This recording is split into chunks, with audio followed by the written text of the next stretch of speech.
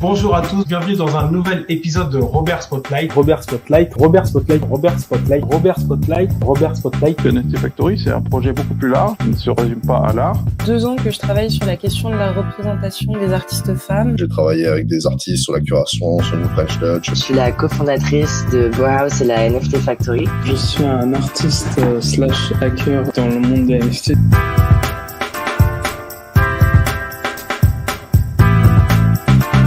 Bienvenue dans le show.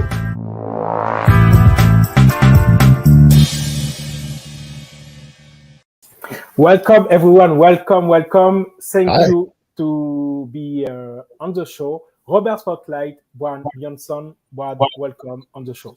Thank you. Thanks for having me. Bard, could you present yourself? You are an OG on the space. Could you present yourself for people that don't know you? Yes, I started out kind of, I'm an artist, but I've been making art since about 2012, 2013. Started out making oscilloscope art and glitch art and art with using old VCRs to make glitch art, but couldn't find much traction in the like traditional gallery kind of submit your work to a gallery sort of model. And then I was exploring crypto technologies for art piece I had that I wanted people to pay in a micropayment to use. It was an installation piece, but so I got into what was called Steam at the time, and then eventually I ran across, within the same month, I ran across a work called Edmund de Blamy that was sold at Christie's, AI work. And I ran into a guy named, a great artist named Robbie Barrett, and an article from Art Gnome. And the article from Art Gnome, Jason Bailey, was about this new platform called Super Rare that needed artists to put it on the blockchain. And then I started using Robbie Barrett's code that he had put out on GitHub. I got it all installed to create AI art. And I put my oscilloscope art and trained a whole model on it and generated some unique pieces, which I put a story around. And then I was just inspired by the idea that AI art could be, people could enjoy it and like it enough to pay for it. And it's kind of a merging of technologies there in doing digital art, AI art, and crypto art or NFTs. We used to call it crypto art back then, but the market's kind of adopted the NFTs. So that's kind of how I started. I started art in the beginning because of Nam June Paik. I was inspired by a lot of his technology work and video art and kind of combining the physical with the digital. Who was could you say the name again, please? Sorry. Nam June Paik. He's a South Korean artist. He came out of the 50s. He was the first video. He was kind of known as the father of video art, but he would take the old videotape. It was back in VHS days, pre-VHS. But he did a lot of art that inspired like the kind of artwork you see on MTV. He was and he was big in the public TV space. He was broadcasting over satellite whole art shows. He was about decentralization. He wanted to get artists onto he wanted to build a electronic superhighway. He even made art about it, but he wrote a famous paper where he proposed that artists be put on a network, a global network where they could collaborate together and people could come watch art. So he proposed to the Rockefeller Center to build the first internet and for artists. He wanted to start with artists, of course, and kind of spread the joy of art around the world. And what is the year of that? The year of that? Yes. he wrote the paper in 1973 and came up with the word information electronic superhighway, which later became kind of idea behind people used that, the information superhighway. He has a famous piece. I'm near DC, so in the Smithsonian, one of the Smithsonian museums, there's a big artwork that's made out of neon. It's a neon map of the United States, and each state has a television inside of it. And on each of those televisions is art that he created of a montage of commercials or TV ads or TV shows from that region of the country. So he was big into using TVs. He hacked into TVs to make them create art just by manipulating the electronics in them. He used magnets on them. So he put magnets against the TV to create these effects.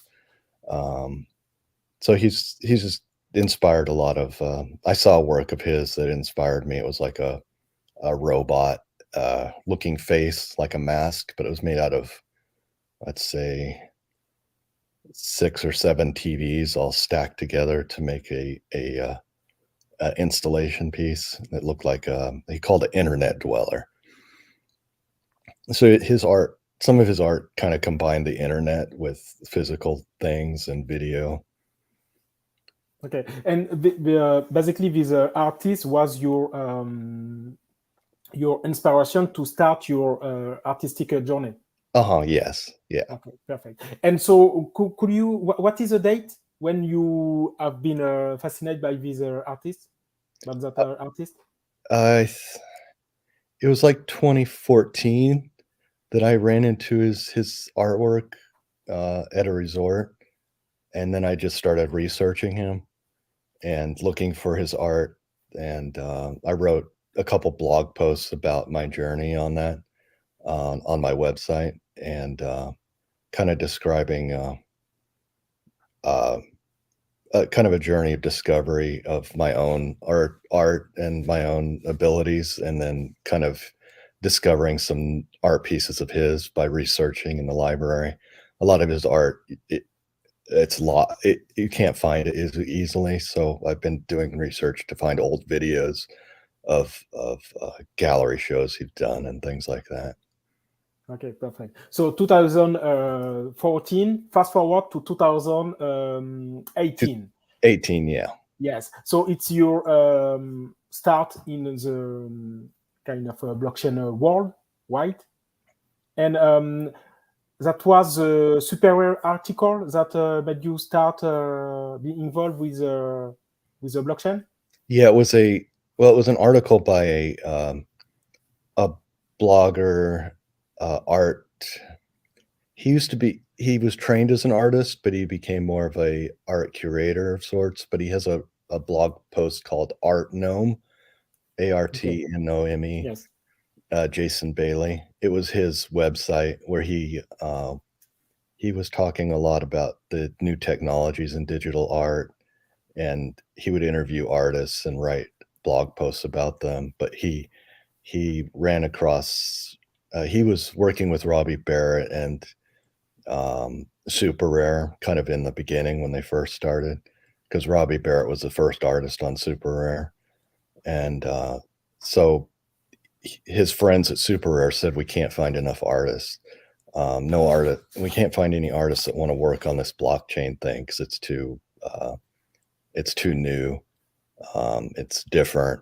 And so Jason Bailey wrote a whole blog post about calling out for artists to come apply at Super Rare because they wanted to have more artist content on their platform.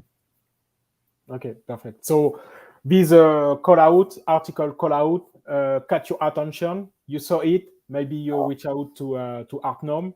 And what happened next? Well, I first sent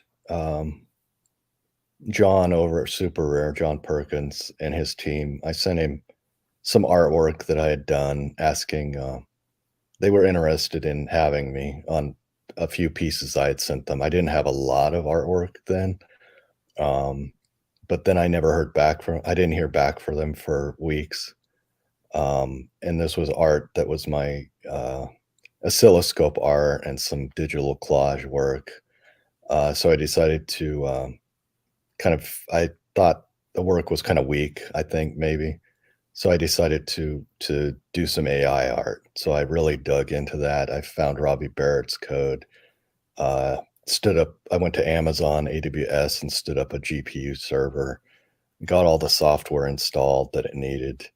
And then I started just feeding it. I took my oscilloscope art, which is video animations, and chopped up it into all the frame sets, all the frames.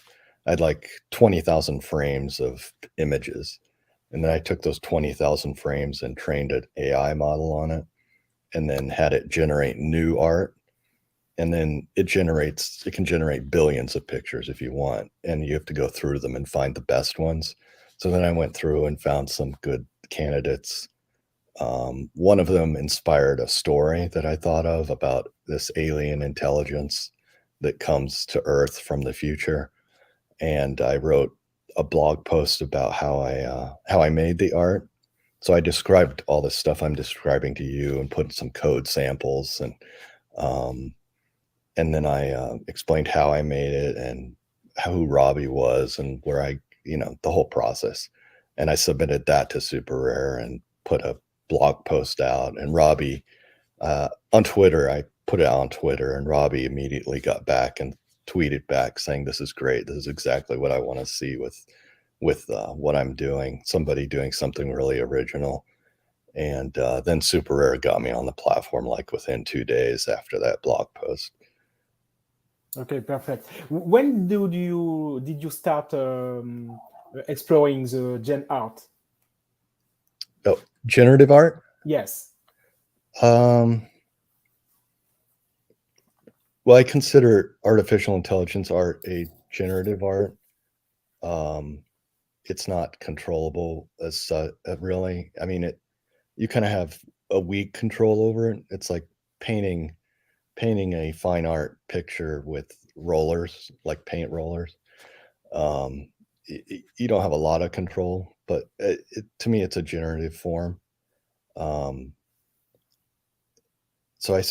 But oscilloscope art is sort of generative also. You use sound to create images and line drawings. So it's a generative form, in my opinion. So that's kind of what I started with, was generative. It's since 2014. Before that, I had done some small digital artworks, let's see, like in 1986, 87, I was doing digital art on a Texas Instruments computer. I didn't consider it art then. I was just kind of playing around, learning how to program. So, and then, well, after I did the AI stuff, I eventually got into I wanted to experiment more with coding and making art. And that's where I kind of got into Art Blocks and their platform, where you write code to generate images dynamically and unique images based on code. And that's more of what people consider generative, is using code to generate art. And in your perspective, could you name it? What is your view of generative art? You said it a little bit previously, but could you name it? What is your view of generative art? My view, I mean, I enjoy making it. I think of it as an art form. It's been pretty much accepted into the art world. There's various artists from the 50s even that started the code kind of generative art. And it's just it can communicate meaning and ideas just as well as any other kind of art. Okay, perfect. And so when you start working with art blocks, it was in 2021, right? Oh, why?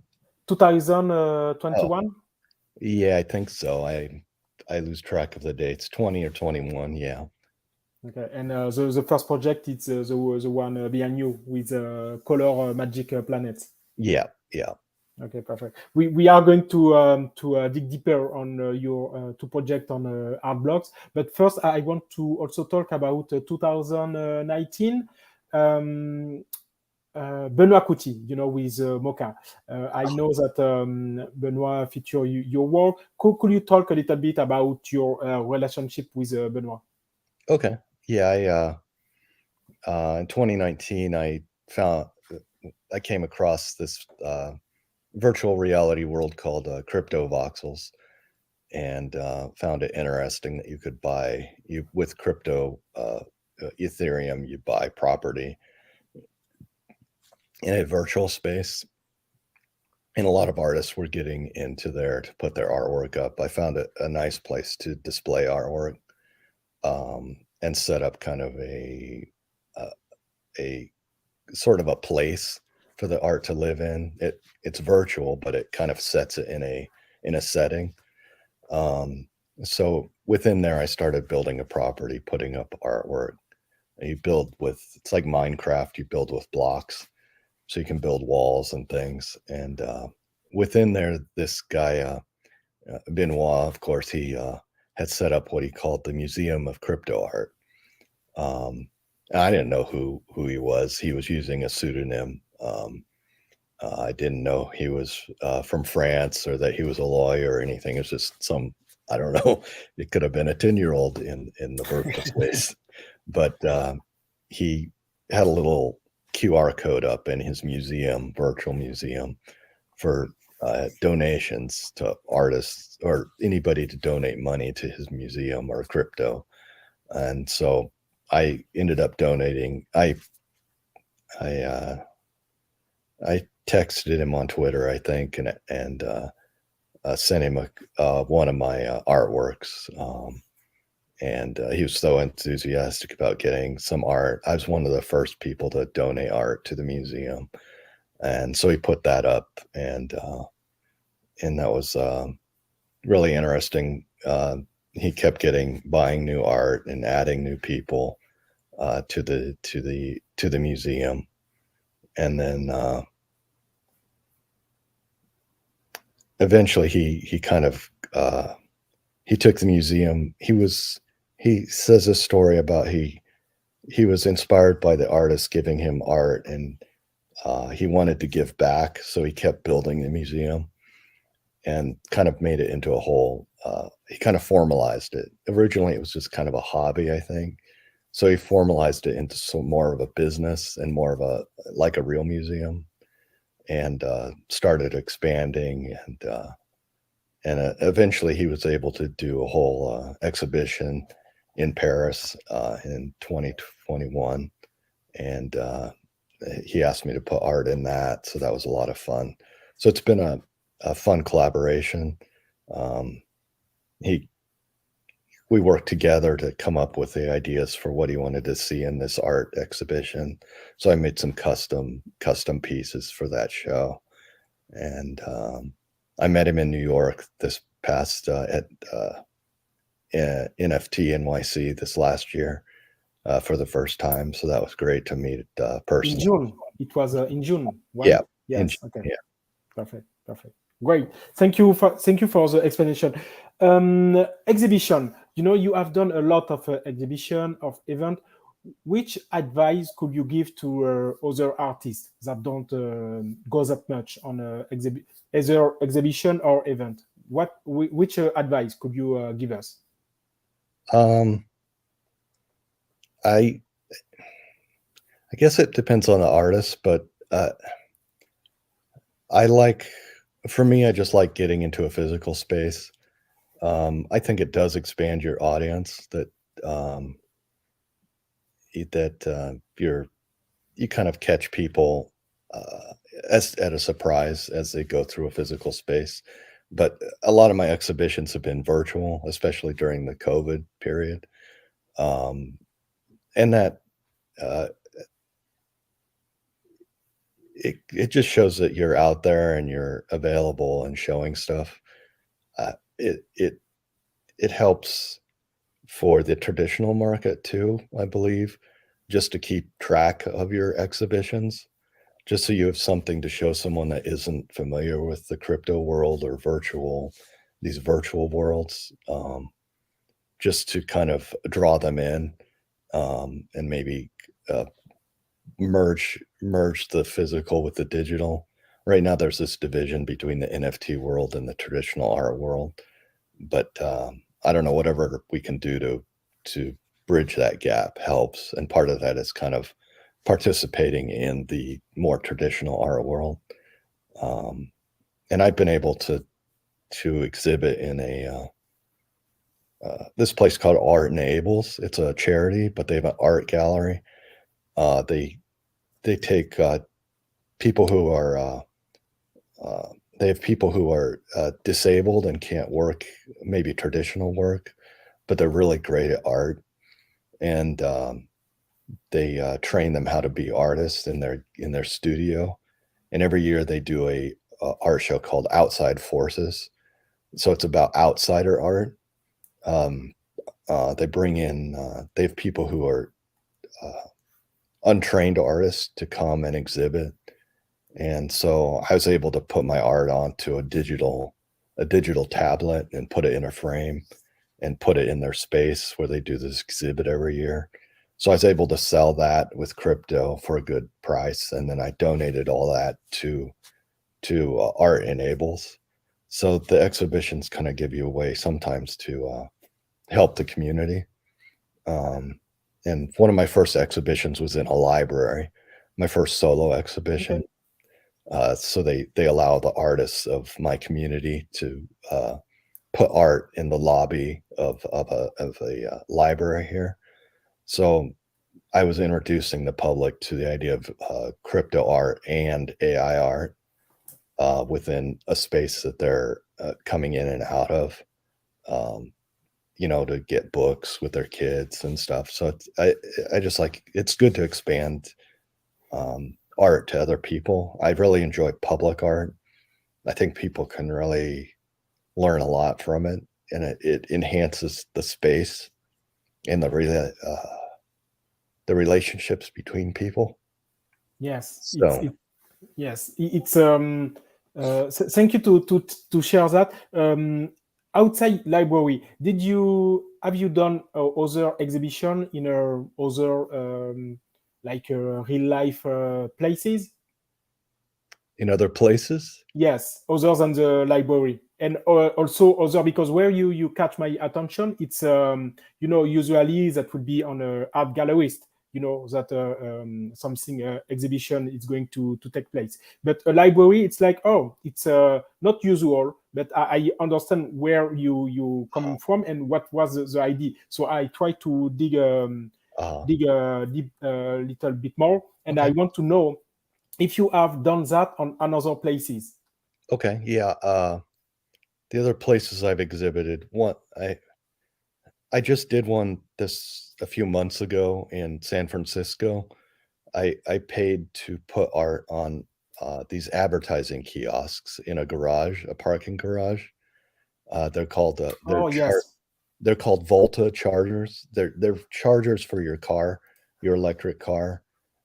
People can charge their car for free, but they have these screens that they put advertising on. So I put 4 pieces on rotation in a parking garage for people to look at. And then the other places is like this Art Enables gallery where I had a piece. And then that's it. And then the one at, of course, the one in Paris at the show there that Benoit did, called it Crypto Art Revolution. And then I did one with Hackatow. One of my first ones with Hackatow. He invited me to put art in his exhibition called Fight Fear in Italy in 2018. That was 2018, 2019. I haven't been able to do a lot of physical exhibitions, but those are those are the ones I can think of. Okay. And out of all the kind of try that you have done, which one have the best feedback from the public? The art that had the best feedback? Yes.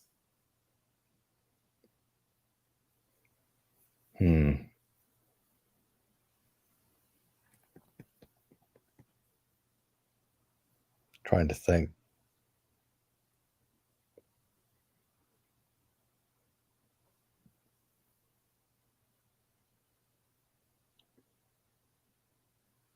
I don't know. There was the one that comes to mind right now is there was two that was in an exhibition in England. Serena of Mokta, Museum of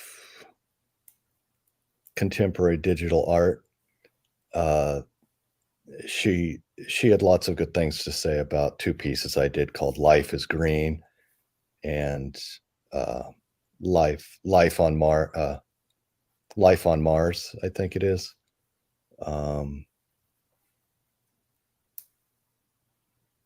And I don't know, I get a lot of good input from Benoit. He really liked my Knights of the Apocalypse series. So he talked about it at a show at NFT NYC this last June. He talked a lot about this series I did called Knights of the Apocalypse. And he had lots of good things to say about that one. That one was pretty well received. Okay, perfect. Just before starting talking about your Art Blocks project, I just want to ask you one simple question. How was the NFT community back in 2018? And what is the big difference that you see with the community back in the day, 2018, and the community today? In 2018, it was there was a lot more communication. I don't know. It was sort of a unique situation. We were all the artists that I knew of on Super Rare mainly and Known Origin. We did a lot of chatting across Twitter, but a lot of our communication actually was visually. Someone would make a piece of art and we would all see it. People would start bidding on it. The few collectors we had out there was a small number of collectors that sometimes liked to get in bidding wars, but we would see the art and go, wow, that's amazing. And then we try to create, do something better than they did, or, play off their style, or combine styles from different artists. And then we did a lot of trading of art. We'd just trade the NFT and we'd send each other the NFTs. Some of the artists who were able to sell their art at a higher price were buying the other, like my art and other people's art. Like Hakata would buy my art, and Matt Kane and Coldy. So it's like this little small community, just kind of collaborating, sort of, and kind of exploring what it meant to put out art on the blockchain and trying new experiments with visual 3D stuff and presenting our ideas in a visual form. As the market, but now as the market has gotten bigger, we don't communicate as closely as much. They're kind of the artists who have been more popular have gotten busy with their practice and their kind of community of people that have gathered around them. So there's a lot less, there's a lot less communication between. We all kind of got lost in some of us got big Twitter followings, and the algorithm has kind of hidden our communications from each other, I think. But we still, as new artists come on board, it gets hard to talk to all of them. Okay. So a lot of us have found new communities. I have found new artists that have come online that I'm collaborating with, like Sasha Styles and some other artists that want to collaborate. I still see a lot of collaboration going on, but it's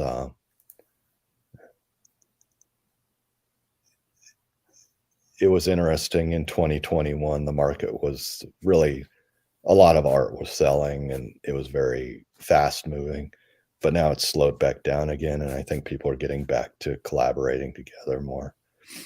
Okay, perfect. Thank you for the reply. So we are going to talk about color magic planet. Could you talk about your creative process when you come up with this project? Okay. Yeah, I was trying to think of something generative to make with code, and I used some software called processing. It's called P5JS is the version that Artblocks uses. It's a JavaScript form. So part of it was learning that particular language and experimenting with shapes. And I decided to go pretty basic on the first one, just basic shapes and colors. Actually, this one was inspired. I was trying to think of something to make generatively, and my daughter made a piece of art. She's an artist also and doing NFTs, but she took a book, a children's book from the Metropolitan Art Museum. It was a book with these of vinyls in it. These little sticker vinyl things that were translucent. So they come in like 3 colors. You have yellow, magenta, and cyan. So this is basic color theory of a pigment, where if you mix those colors, you get new colors. So if you combine all 3 colors, you get black. You can get green with 2 colors. So if you overlay these vinyls, I have a picture of her work on my website. If people want to see it, she sold it on Tezos, I believe. Ann Spalter actually bought it. Ann Spalter's a famous generative artist who also collects art. Her and her husband collected thousands of early generative art. But anyway, you take these stickers and overlay them to create new colors. And she created a piece that looks almost like this one. But she took the circles and arcs and triangles and squares, and she placed them on the paper herself. And then I took that idea and I made code out of it. So it draws circles and squares and triangles, but it does it randomly. And then it overlays them randomly, so that you end up with different color combinations. And I put different backgrounds on it. The different backgrounds kind of are visible through the layers. So I used a translucent pixel color. And so when you combine all these, you get the different colors and shapes. And it's based on your token number. When you mint the work, it takes your token number, randomly generates the code, and produces the visual artwork. Okay, perfect. So basically, your daughter was your inspiration for this project. Okay. Did your daughter, it's known on the NFT world?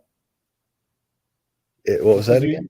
Did your daughter, it's doing NFT artwork? Yeah, she does NFTs on. She did a few on Maker's Place, and then she's done a lot on Tezos.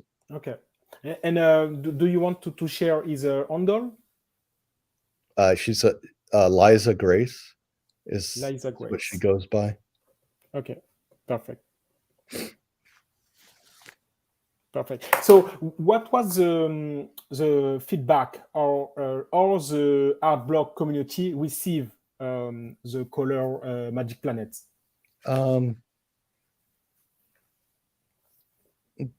A lot of people enjoyed it. I got a lot of feedback from my collectors that had collected me before and other artists. I don't know. Some people thought it was too simple. I actually put it through the curation process at Art Blocks. They have a staff of, they have a board of curators to see if you can get into the curated section or into the, I guess, the common section, the general art section. But they from a critic point of view, they thought it was the pieces were too identical to each other. There wasn't enough variation, and that it's the feedback of Art Blocks. Yes, the curation board. Okay. They like to see that the art is that every time you mint it, you get something more unique. That each piece kind of has a more of a major difference between them. This was a run of 255 images, 256. So I did a small set because the variation is low. You don't get a lot of differentiation. And then they thought the color palette, they didn't really like the color palette, but that was kind of the idea behind it. That's the whole concept, is the color palette, that you can combine these three colors and come up with new colors. That's kind of part of the work. But people bought it. It took a while to sell, but eventually at the end, like half of it sold, a quarter of it sold within a couple of days because people started getting interested in it and wanting to buy it. So it's done well from a financial point of view. It sold well. It's still selling. People are reselling it. Perfect. And you personally, so the canvas that you have on your wall, do you know what is the idea of this canvas? And if you choose this one, maybe it's the one that you prefer out of the 256? Yeah, this particular one I decided to print out is from my my test run. On Art Blocks, you do a test run to make sure the art looks good. So they have a whole nother website where you generate the art before you start selling it. So this one is not in the official NFT sold versions. This one is actually in the on the test net. There's a whole network behind Ethereum where they test things. So it's a test version. I didn't feel right printing out a real one, but I could. I own a couple of them still, like the Mint Zero, the first one. But I wanted to find one that looked good on canvas. So I picked this one out specifically because I liked the way it looked and wanted it large. Because that's one thing about the code, is you can make it any size you want. You can expand the pixel size to infinite if you want, so you get good resolution. So this one isn't really an official one. Okay, perfect. And on the official collection, do you have one that you prefer? Maybe one or a small group? I like the black background a lot. And then the ones, there's a rarity. There's some rarities in them. There's planets, which are more rare. The more planets you have, the more rare the piece is. And there's one with a flying saucer in it. So I like the one with the flying saucer. Okay. I'm not sure what number it is, but any of them that are the kind of the black backgrounds I like. So all of them, the one with the planet, and I didn't catch the word exactly for the last one. You say the black background, there is some planet, and the last one, what was? It's a unidentified flying object, a UFO. Okay, UFO. Okay. This one has. Oh no, that has a planet. There's a planet up in the top corner. Perfect. Right. Okay. And did you receive any kind of feedback that led you to maybe consider something different for your next project? Yeah, I noticed a lot of collectors were interested in animation. A lot of people were doing pieces that were animated in some way, and some pieces people had, like even the first one called Squiggles, Chromie Squiggles. It's the first Art Blocks piece. It had a interactive element, where if you click on it, you get different colors.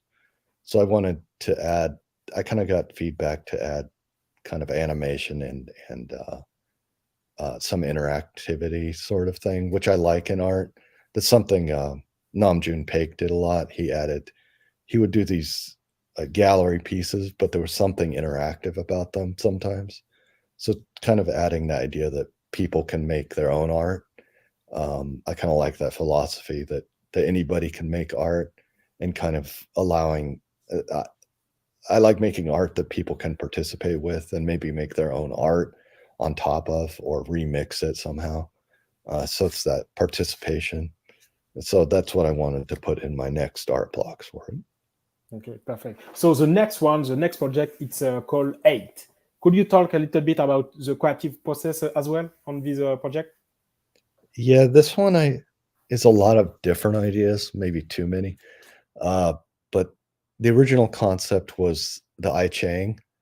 It's an Asian Chinese way of divination, or telling the future. But the basic core of this piece is based on these things called trigrams, which represent numbers. Actually, they can be they're binary in nature. So that's kind of where the digital comes in.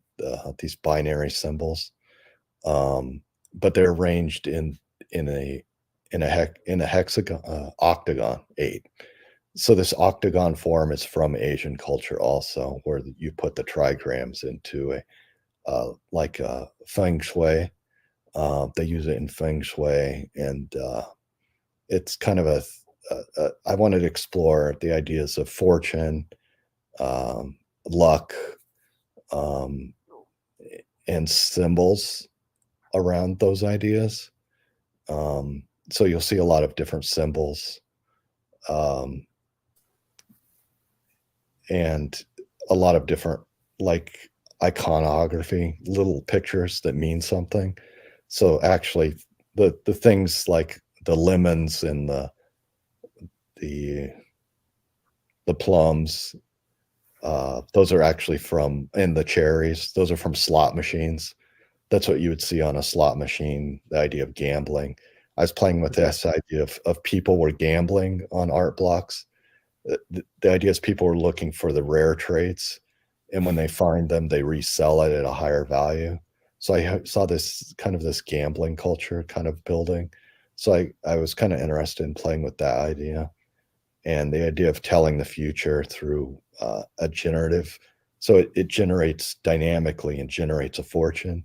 You can actually take in the traits of this, there's a trigram. You can take those trigrams and look them up in the I Ching, the book of I Ching, and find like a poem that is supposed to be foretelling the future for you. And when making this, I started putting these symbols in, and I didn't know their meaning while I was building this piece. I was playing with the idea of male and female and the planets. These Unicode symbols for male and female are actually also symbols for planets, Mars and Venus. But there's other symbols, and there's they took some of the planet symbols, and sometime way back in history, they decided these symbols stood for planets and gods, but also genders. So there's a symbol for homosexuality, a symbol for non-binary, lesbian. So these different symbols, which were gods and planets, had this exploration of gender. And I have a family member who was working through like the non-binary sort of mode of gender. So I don't know, that just snuck into my artwork. So there's a lot of symbols of exploring the ideas of fate, and who we are is not totally determined by what we do. We're kind of born with it. So those ideas of being born with something has personal as gender, kind of exploring that. But I made the symbols of gender movable. So using your mouse or your keyboard, you can move them around and actually draw over my picture with your own squiggles. And it's the idea that you do have some control over your life. And so you can kind of experiment with drawing and movement. And not all of them move. Some of the pieces come out with aren't interactive. So some are interactive, some aren't. There's also themes of the TV show Lost in there. You'll see some things that look like there's a TV show called Lost that ended up being a lot about fate and luck and kind of those themes of the future, like what is the future and what is the past, and so it's a lot of different ideas, and sometimes maybe a little bit jumbled and mixed together, like life is. You can't really differentiate between them sometimes. Okay, perfect. And how was the reaction and or the feedback of the art blogs, or more expanded, the Gen Art community about this collection? Well, I also ran this one through the curation board. Their feedback was the pieces weren't unique enough. It was the same problem as before. They weren't unique enough, and the color palette, they didn't really connect with the color palette. A lot of the colors are randomly generated, because I was playing with the idea of randomness in life, and sometimes they clash, and it kind of fits with the ideas of the piece. Life is a box of chocolates, cliche. You don't know what you're going to get. So the some of them are very beautiful in an ugly sort of way. Some of the color combinations are just, I don't know. But other than that, I haven't got a lot of feedback from it. I mean, some people like it. It's there's still some for sale out there, so it hasn't sold out. I think it's a piece that connects with a particular type of person. I found in my art that it's not a popular art. I think it speaks to particular certain people, and those people just have to discover it. Because I put pieces out for years before they sell. I just leave them out there most of the time. Because people can come and look at it. They don't have to buy it. And it's out there communicating an idea that I had, or that sort of thing. And what would be the person that you define? You know, you say that your art will speak to a certain group of person. Do you want to share who you think this group of person could be, or do you want to move on another subject? I think it might be the more a deep thinker, introspective kind of person. I don't know, the person more interested, kind of the person that wants to explore deeper into the art to find the hidden meanings, and not just the superficial. And my art seems to resonate mostly with other artists for some reason, because it kind of connects with, they understand it in a way. Yeah.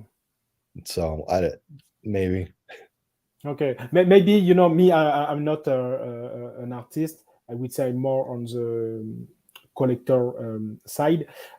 Maybe it's because the other artists, when they see your piece, they think also of what could be the process, you know, and on the process, it's also what could be the thought and idea that lead on these processes. It may be why there is a deeper connection with the artist, but it's just an assumption of mine.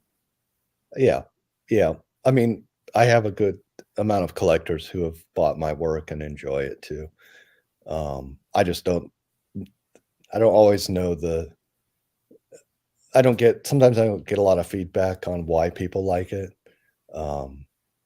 They just Okay. say they like it. So Do you find it difficult to have the feedback of your collector? difficult? No, not really. Sometimes they like a piece and sometimes they don't. I've had feedback come back when I change. Sometimes I change styles and they kind of don't like the new style as much as the old one, but that's okay. I don't, And where do you receive this feedback? It's on Twitter, maybe by email, maybe you have a Discord server. Where do you gather this feedback from your collector? It's been mainly on Twitter. I do have a Discord, but I don't get a lot of traffic there. Most of the people who give me feedback, like 99% of them have come back and said how much they enjoy it and having it in their home. I've talked with a couple at NFT NYC, and over the phone, I've talked to a few collectors with longer conversations. Oh, But okay.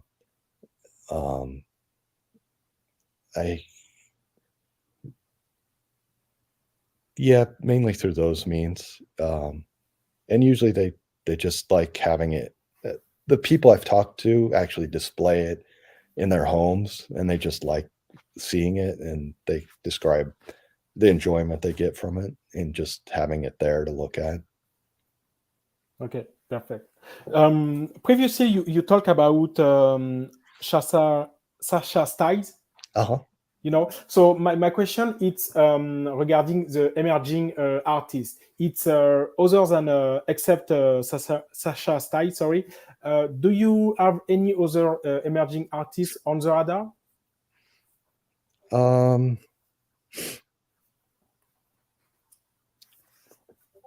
Well,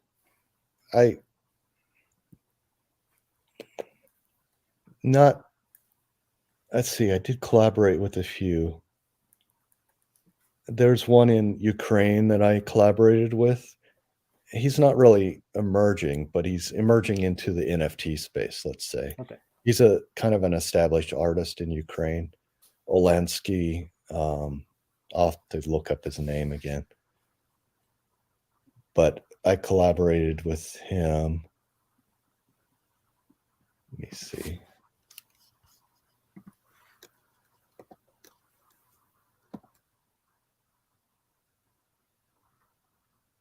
And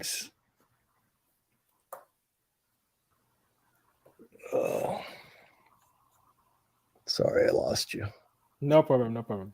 So we are talking about emerging artists, and you are looking for the name. But if you don't find it with time, no problem. We can handle that on post production. It just if you can send me a DM with the artist. Right, I have it. I will add it.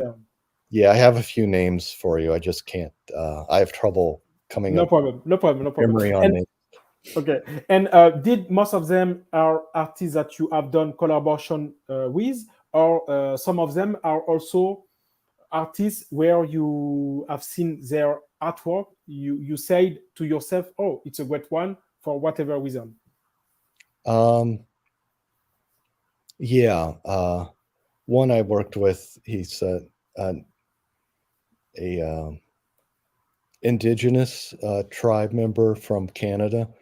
But I found him on Foundation and really liked his art, and I collaborated with him on something. I've had artists contact me for collaboration, and they sent me some of their art, and I liked it and took it and worked with what they were doing. One of them, this Ukrainian artist Olansky, I was connected with him through a art gallery, actually, in Vienna, the Vienna Art Fair. And Benoit of Mocha. They were doing a fundraiser for Ukraine, so they were connecting up Ukrainian artists traditional artist with NFT artists. So they paired me with him. That was through the Vienna Art Fair. So various different means, but usually I look at their art and like it. There was an artist, Giselle. Giselle is an NFT artist that does camera work with light, but we collaborated on something on Super Rare.